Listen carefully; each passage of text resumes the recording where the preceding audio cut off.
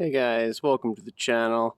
I'm just doing a quick video on the CK2610 cab with the pallet forks, and I basically made a working platform so I can get up to the second level of my post and beam cabin here.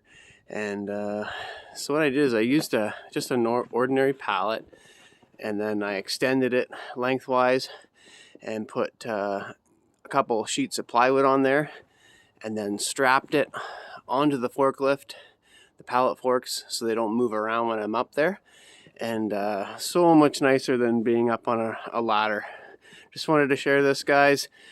Just love this tractor. Just another way this tractor is helping my dreams come true. Building my post and beam, it's making it a lot easier. Thanks guys for tuning in. Like and subscribe, and we'll catch you on the next one.